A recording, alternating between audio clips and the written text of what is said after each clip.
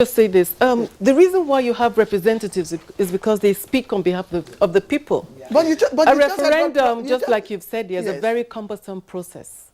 And so we do not encourage a referendum unless it's in cases such as creation of states or something very key. Because just like you said, how are you going to go around the whole country? Issues of politics will come in. It makes it more cumbersome. That is why you have elected representatives. So your representative will now vote for or against state police. And whatever the issues are discussed with your representative is to speak on behalf of the thousands or millions of constituents that voted for him. And so the representative at this period is to go back to the constituency, consult with the constituency on these amendments, get the position of the constituency, and then when it comes, it will be contained in the report when it comes to voting. I mean, the representative will submit a report from the public hearings held in the constituency. The 360 constituencies are supposed to hold public hearings, but a lot of times now they make it zonal hearings. So at the various zonal levels, you make your voice heard. And you say, look, we want, and this what? Even in the last assembly, the zonal hearing was held in Jos. People from Nasarawa, from Benue, you were in the House of Assembly then, and they all came and said, this is what we want, and we took note of it. And we want so-so amendment and so-so matter. We want so-so.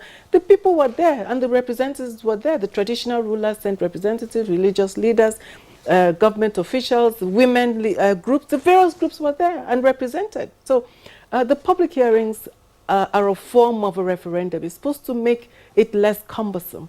So once you go through that public hearing, whatever comes out of the public hearing is what the National Assembly will work on and then bring it to votes. And so present it for votes. And so hopefully the issue of state police will be voted for. Most of the times, these decisions are being influenced by the government in power. Yes, so if it doesn't matter if it's a referendum or it's a public hearing. So those are issues that need to be addressed. A referendum should be the reflection of what the people want, not what the government in power wants. So those issues must be addressed so that people must be well represented. Yes, I am representing a constituency.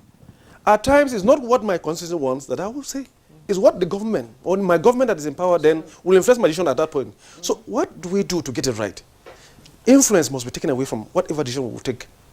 The issue of party politics too, this thing will affect our party, will affect this, will affect that, comes to play into whatever decision we take then. So my issue is interference must be removed out of whatever referendum we have. And we've even seen a situation where people have come out to disown their own representative. Exactly. Of course. There's a lot they want.